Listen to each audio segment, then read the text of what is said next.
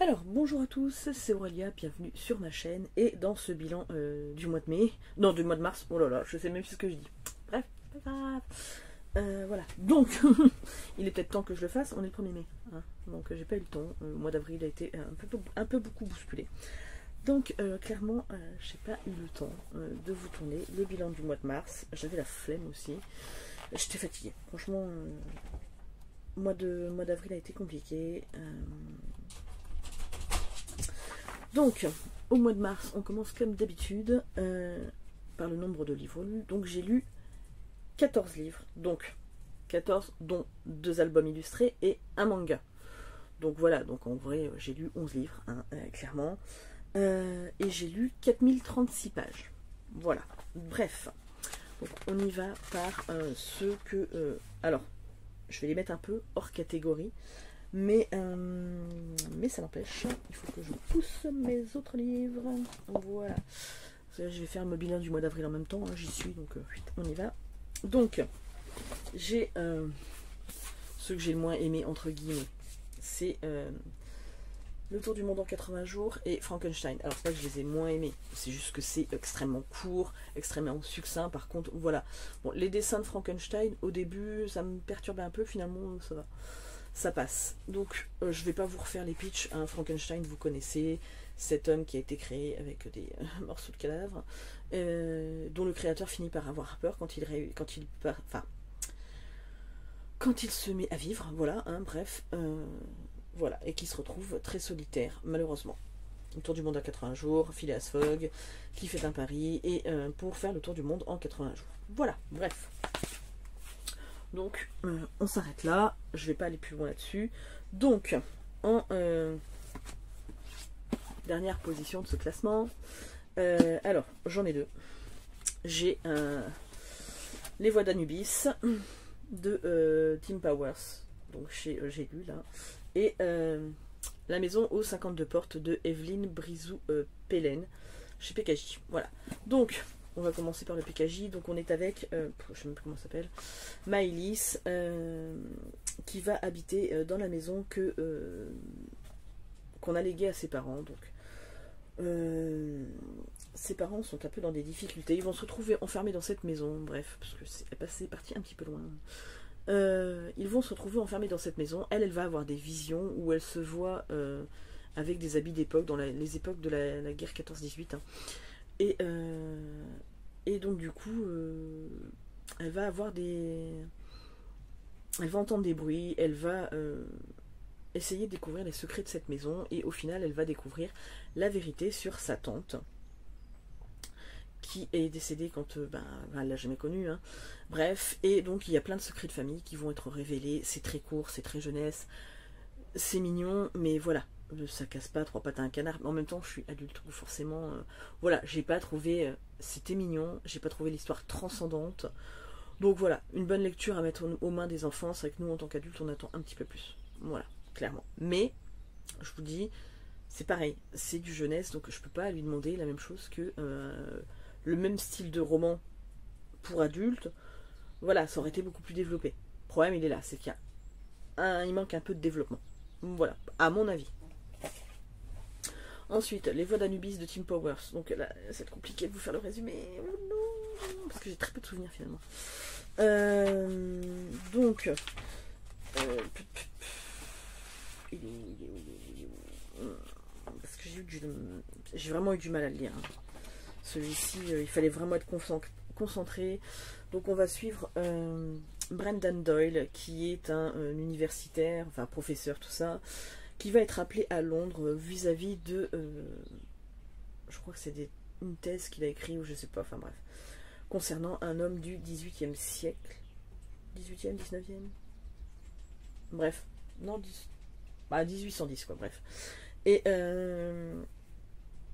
donc du coup, il va voyager dans le temps, il va se retrouver justement en 1810, il ne va pas repartir dans son époque, il va manquer le coche, puisqu'en fait il va être enlevé par des tziganes à la solde d'un homme qui s'appelle je ne sais plus comment, et bref, du coup il va lui arriver plein d'aventures, il va se retrouver aux prises avec des gens qui veulent détruire entre guillemets tout ce qui fait la civilisation un peu occidentale, pour mettre au pouvoir ce qu'ils appellent...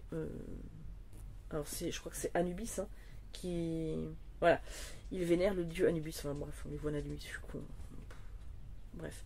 Donc en gros c'est ça, ils veulent remettre la suprématie égyptienne, les dieux égyptiens à l'honneur, machin, enfin bref. Donc faire effondrer tout ce qui est Londres, après Paris, ceci, cela. Bref, en gros c'est ça. C'était bien, mais j'étais pas dedans. Clairement il y a des passages qui m'ont semblé longs, un peu inutiles. Alors c'est peut-être moi, hein, clairement, parce que je sais que ma copine Adeline Boulish-Boukish a adoré ce roman, et c'est un coup de cœur pour elle. Moi, clairement, peut-être que j'en attendais trop aussi. Je pense que c'était pas... Mais après, j'ai très envie de le lire, mais c'était peut-être pas le bon moment, j'étais peut-être pas assez concentrée. Au tout début, j'étais à fond dedans, j'ai dévoré la première partie, hein, les 200 premières pages, j'ai dévoré. Et après, le problème, c'est que j'ai eu une baisse de régime, j'étais fatiguée, j'avais plus envie de lire, je me forçais à me remettre dedans, alors qu'au début, j'avais bien aimé, quoi. Donc je pense qu'il a pâti malheureusement de ce manque de concentration, de cette fatigue. Et donc du coup malheureusement bah, j'étais plus dedans. Alors c'est revenu sur la fin, hein, mais il y a eu un gros creux au milieu. Quand je lisais j'avais du mal à lire plus de 30 ou 40 pages, quoi. Donc ça on a pâti. Voilà, clairement. Ensuite, je vais vous mettre à égalité le Mary Higgins Clark Lafay Cendrillon, le positif de David Wellington, et le Joséphine Impératrice, le volume 1. Alors, Mary Higgins Clark, l'affaire Cendrillon, donc avec Ala Fairburk, hein, c'est au livre de poche. On est dans les années 90, 2000, je sais plus, un truc comme ça. Une jeune fille va être retrouvée morte. Sa mère va essayer de faire la vérité sur l'affaire, ne va jamais lâcher le truc, hein. Et on se retrouve donc 17 ans plus tard, 20 ans plus tard, je ne sais plus, avec comment elle s'appelle elle, Laurie, voilà. Laurie Moran qui a une émission de télé qui fait l'affaire, enfin qui reprend des cold cases et qui essaye de résoudre en reprenant les témoins de l'époque, rejoignant des scènes, des choses comme ça, essayer de découvrir la vérité sur le décès de certaines personnes. Donc elle va revenir sur ce qu'on appelait l'affaire Cendrillon, puisqu'en fait on a retrouvé un escarpin sur la scène de crime. Voilà, il y en avait un plus loin et un qui a été retrouvé juste sur elle. Donc voilà, donc ça a été un peu considéré comme l'affaire Cendrillon. Donc on va revenir sur les faits. Et au final, va s'avérer que ça va être beaucoup plus dangereux que ce qu'elle pensait. Voilà. Bref, c'est du Mary Higgins Clark. Ça se lit très bien, ça se lit très vite. On passe un bon moment. Ça ne me restera pas en tête des années, puisque déjà, je commence à perdre des trucs. Mais voilà, c'était un bon moment, comme d'habitude. En fait, voilà, on passe toujours un excellent moment. Voilà, au moment où on le lit. Ça reste pas en mémoire, mais c'est toujours sympa. Voilà. Ensuite, j'ai lu... Positif de David Wellington, qui est assez conséquent. Donc c'est chez Brajlon Terreur, hein, je crois, c'est ça. Et donc là, on est avec, comment ça s'appelle, Finnegan, qui grandit dans le New York post-apocalyptique. Donc lui, il a l'habitude de vivre, de chercher de quoi manger, sa survie. Il vit avec ses parents au tout début du livre. Et au final, sa mère, ils sont en train d'essayer de manger un espèce de homard bleu là. Et en fait elle va vriller et hop, elle va se transformer en zombie. Donc il faut savoir que dans son livre, en gros, vous pouvez incuber le virus zombie jusqu'à 20 ans. Donc c'est-à-dire que là, ça fait un peu moins de 20 ans, je pense que que la catastrophe a eu lieu. Et sa mère, du coup, elle s'avère être positive, hein. Donc lui, ils vont être obligés, son ami va être obligé de tuer sa mère, hein, son meilleur ami. Et au final, lui, son père, son meilleur ami, tout ça, ils vont être emmenés, entre guillemets, dans comme une prison, enfin un laboratoire. Il va être tatoué en déclarant qu'il est positif, puisque sa mère s'est révélée zombie, donc il peut avoir attrapé soit dans le ventre de sa mère, soit avec le lait maternel, tout ça. Il peut être positif lui aussi, donc il va être envoyé dans un camp. Malheureusement, ça ne va pas se passer comme ça. Celui qui devait venir le chercher, il se fait tuer, et donc il va se retrouver tout seul à essayer de survivre. Il va être recueilli par, je ne sais plus comment il s'appelle, bref, par un homme qui a avec lui plusieurs jeunes filles.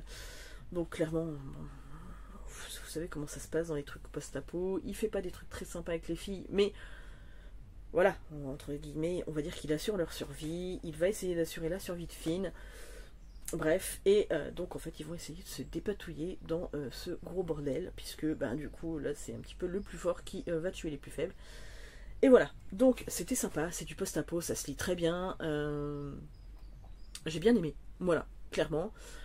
C'est pas mon post-apo préféré, mais franchement, ouais, on passe un bon moment, donc j'ai rien à dire. Mon frère va le récupérer, du coup, hein, mais je pense qu'il passera un très bon moment aussi. Voilà. Surtout que j'ai beaucoup aimé, par contre pour le coup j'ai beaucoup aimé le message de la fin, parce que Finn jusqu'au bout, lui il pense qu'on peut arriver à un monde meilleur, et ça c'est cool quand même. Voilà. Et du coup, eh ben, j'ai lu le manga Joséphine, donc c'est un manga qui me fait beaucoup penser, je pense que les gens qui sont de mon époque, eh ben à Candy. Hein, voilà, c'est vraiment le style de dessin bah, à la Candy, hein, voilà. Clairement. Et donc on est avec bah, l'histoire de Joséphine. Donc on la suit quand elle est toute jeune à... c'est où qui vivait? C'était la Réunion? Non, la Martinique. Et voilà, jusqu'au moment où elle va épouser donc... comment il s'appelle? Beauharnais, lui. Bref. Et là, c'est les tout débuts. Hein, voilà, où la pauvre... ben, son mari la trompe ouvertement. Elle a des enfants. Voilà. Avec son mari, et pour l'instant ça s'arrête là, hein.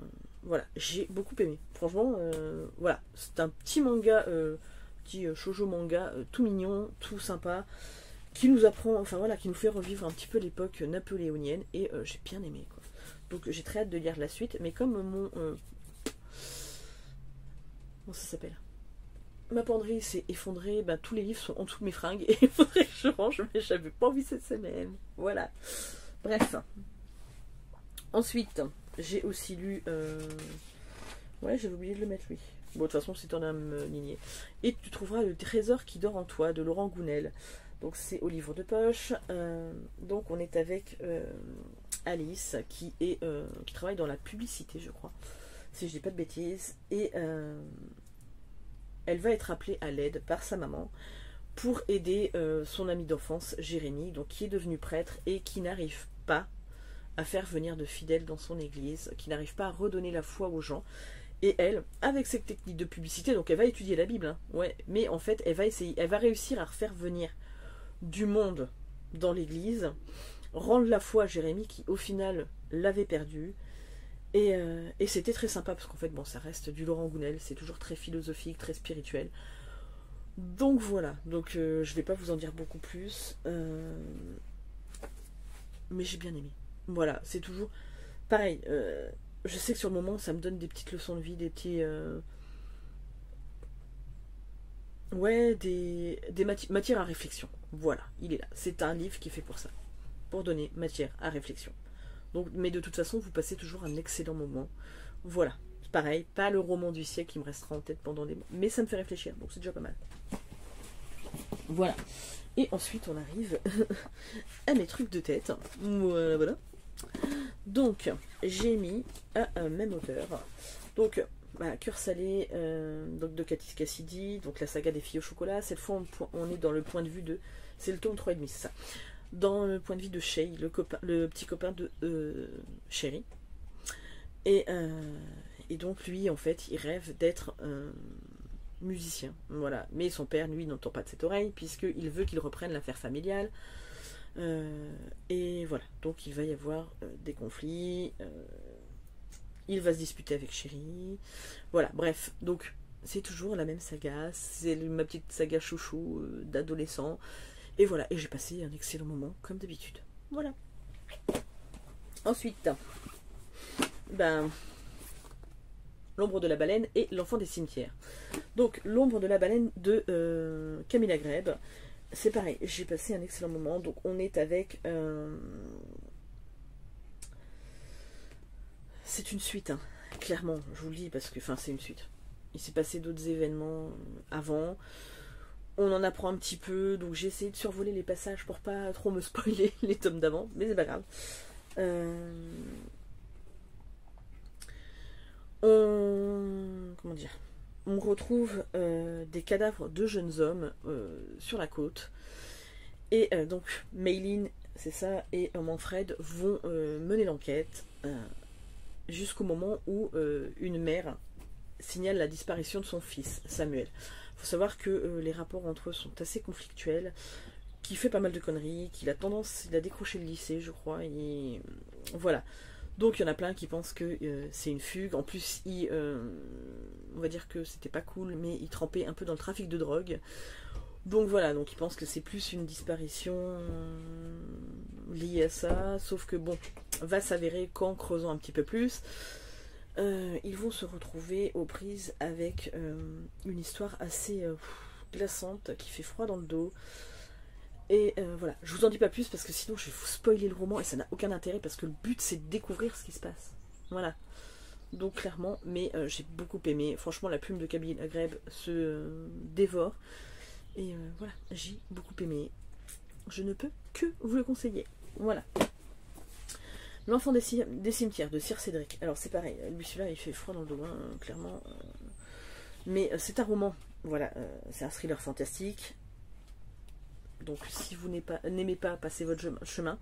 Sinon si vous aimez, foncez dessus parce que vraiment il est génial, quoi. Donc, un fossoyeur en début de livre tue sa femme et ses enfants. Au fusil à pompe, hein. Il se donne la mort derrière, enfin bref. L'enquêteur non, arrive sur les lieux, David avec parce qu'il est journaliste, donc photographe, avec la journaliste, je sais plus comment elle s'appelle. Aurore, voilà. Ils vont arriver sur les lieux, prendre des photos et tout ça, et en fait ils vont remarquer quelque chose sur les lieux. Et au final, le lendemain, sa compagne, donc à David, qui s'appelle Christelle, va à l'hôpital et va être tuée dans une fusillade. Et de là, donc David va faire plein de cauchemars, va voir Christelle voilà, pour qu'elle le guide vers celui qu'on appelle l'enfant des cimetières pour découvrir la vérité. Voilà, je peux pas vous en dire beaucoup plus. Il y a déjà des choses qui m'ont disparu de ma tête. Alors, j'ai une vision très claire de quand Christelle se fait tuer, de plein de scènes qui sont assez... voilà. Mais je peux que vous le recommander parce que franchement, il est juste génial, quoi. Voilà, j'ai adoré. Donc voilà, bon, donc celui-ci reste dans ma palle puisque c'est un cadeau de ma copine Elodie, Elodie Lee, hein, voilà. Et donc du coup, voilà, il est cher à mon cœur, donc il reste. Ensuite, je vais vous présenter donc mon top 3. Donc, dans ce top 3, j'ai Mississippi au-delà des couleurs de Jean-Luc Conessa. Donc c'est un auto-édité. Donc si vous ne connaissez pas Jean-Luc Conessa, foncez. Il est extrêmement gentil. Sa femme Christine aussi. Voilà, je ne peux que vous le recommander. Donc là, on est avec Isaac qui s'enfuit donc au milieu du 19e siècle en Louisiane. Donc voilà, hein, esclavage, tout ça, tout ça, tout ça. Et il est recueilli par une vieille dame qui va le prendre sous son aile et qui va le traiter comme son égal, hein, pas comme un esclave. Et donc je peux pas vous en dire beaucoup, c'est très court, c'est très beau, il y a clairement une part de fantastique dedans. On adore, enfin, moi j'ai adoré le personnage d'Isaac et j'ai adoré le personnage de la vieille dame qui s'appelle je ne sais plus comment. Miss Adélaïde. Voilà, c'est ça. Et mais bon, il y a plein de messages dans ce roman, enfin dans ce petit roman, hein, il fait.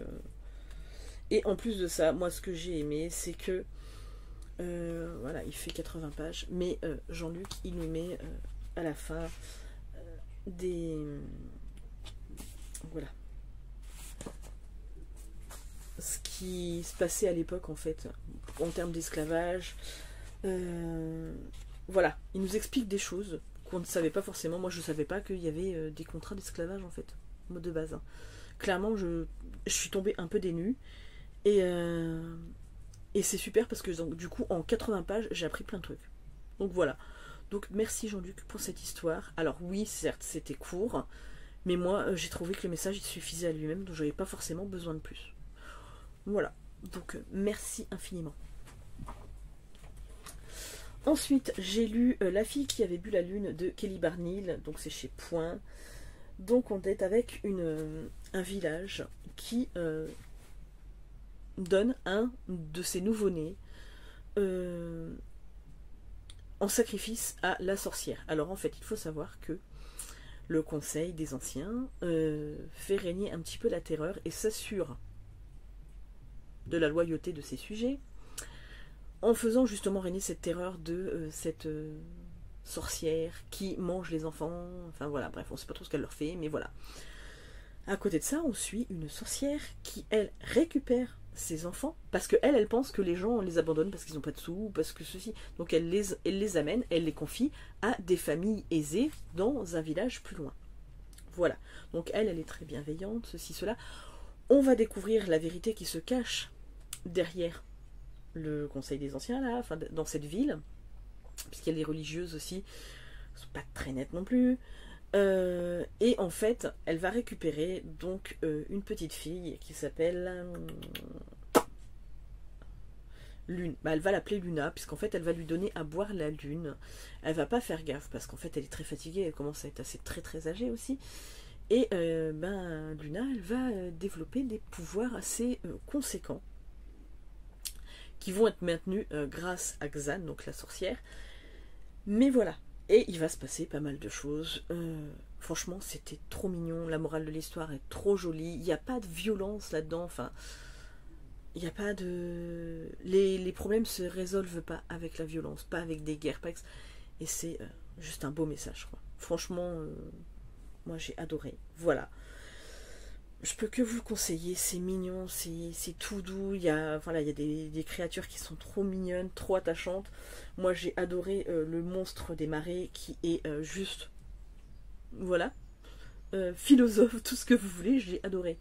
Le petit dragon qui se prend pour un immense dragon, c'était trop drôle. Voilà, donc il est émouvant, il est mignon, il est drôle. Bah, je peux que vous le conseiller. Moi j'ai adoré cette histoire. Et je termine avec mon gros coup de cœur du mois, Jefferson de Jean-Claude Mourleva, donc chez Folio Junior. Ben, comment vous dire comment il s'appelle là? Ben, oui, Jefferson, je suis bête. Il va se faire couper sa petite houppette donc dans le salon de Monsieur Blaireau.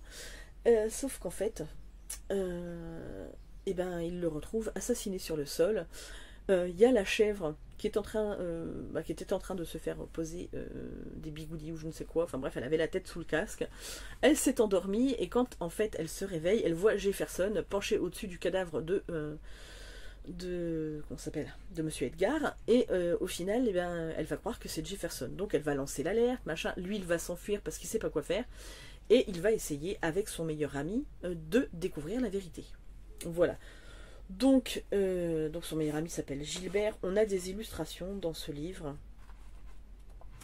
Et ce qu'il y a de bien, parce que voilà, parce que les personnages sont personnifiés, hein, donc ils vivent au milieu des humains, tout ça. Alors ils sont pas forcément traités tout à fait comme des égaux, hein, faut pas déconner non plus.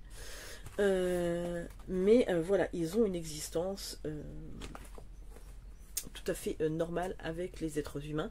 Sauf qu'il y a plusieurs catégories chez les animaux. Donc il y a les animaux humanisés, on va dire ça comme ça. Il y a les animaux de compagnie, donc les chiens, les chats, les hamsters, tout ça, qui sont traités comme des animaux de compagnie que nous on a, hein, voilà clairement. Et à côté de ça, il y a les animaux d'élevage, d'abattoir, tout ça. Et en fait, ce livre, c'est clairement une dénonciation de la façon dont sont traités les animaux quand ils partent à l'abattoir. Clairement, il y a des scènes qui sont assez dures, clairement. Parce que ça s'adresse aux enfants, mais ça leur fait comprendre aussi. Hein. Mais même moi, en tant qu'adulte, ça m'a fait mal, clairement. Et donc, du coup, bah, je peux que le recommander. Voilà, pour un petit peu réfléchir à la condition animale, la façon dont on traite les animaux, clairement, dans la vie de tous les jours, même encore à l'heure actuelle.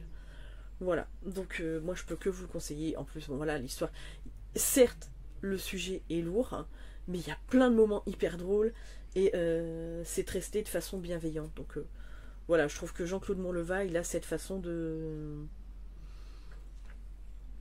faire des choses toujours très bienveillantes. Voilà. Donc ben, si vous n'avez pas lu Jefferson, foncez. Moi clairement j'ai envie de lire le tome 2 avec Jefferson fait de son mieux. Voilà, clairement je peux que vous le conseiller. Voilà. Bah écoutez, c'était mon petit bilan lecture du mois de mars, qui fait déjà quasiment 26 minutes. J'espère que vous avez eu des bonnes lectures ce mois-ci, mois de mars, mois d'avril, tout ça. Je vous fais d'énormes bisous et je vous dis à très très vite pour une prochaine vidéo.